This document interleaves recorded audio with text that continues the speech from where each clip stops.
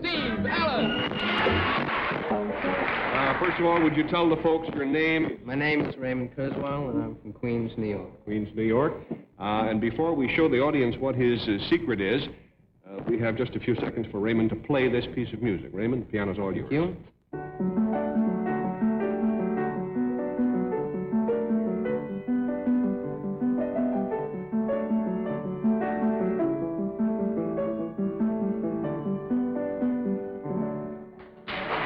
Raymond's secret concerns something that he did, and we'll start the game this time with Bess Myerson.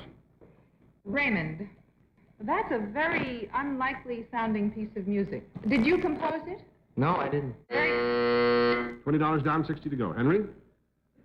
Was that thing written by a computer? Wow, yes. Well, I built a computer, and by feeding in certain relationships in music, I was able to write music with it. Raymond, how old are you? I'm 17. Do your parents know what you've been up to? My father is a musician, and he doesn't like the competition. Raymond, I'm astounded at anyone who can do anything at all of this sort, and I predict a great future for you. We were very pleased to have you with us tonight. Congratulations.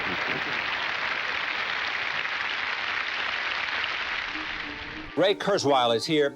He has been called the rightful heir to Thomas Edison.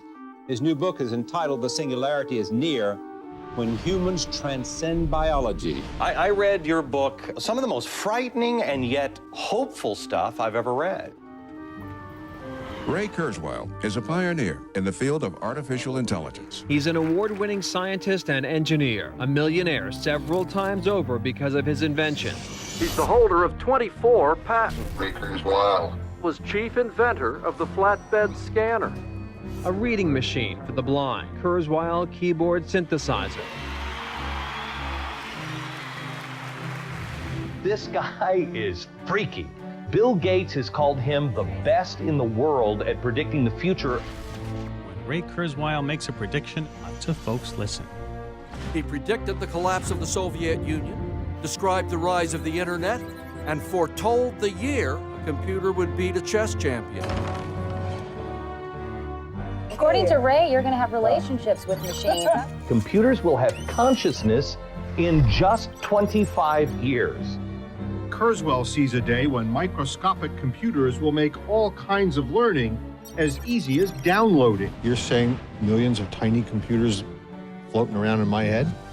Fundamentally, you're talking about tampering with humankind.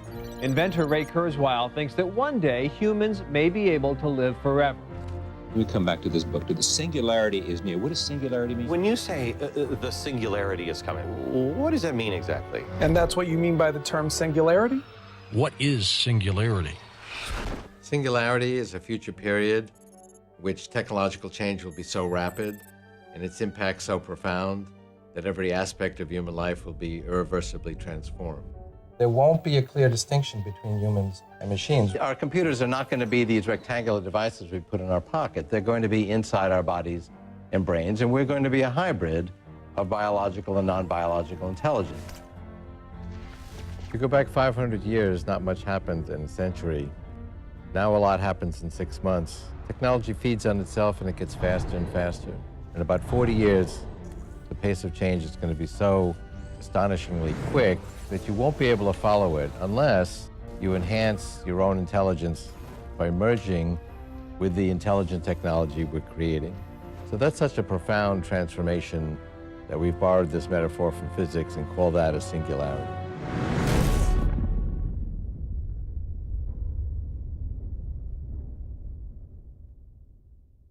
The singularity is of mythic proportions.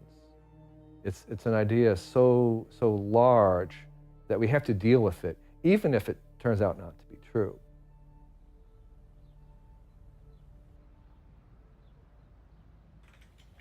The singularity, like maybe some other mythic events, has many definitions. One of those definitions is the arrival of a super intelligence that will very quickly invent solutions to the major problems that we have. And so that very rapidly we will have things like immortality, if not kind of almost superpowers. I think there's lots of things that Ray is correct about that he's completely off on the timing. There's definitely a lot in this vision of the future that's hardwired into people's own hope to see this before they die.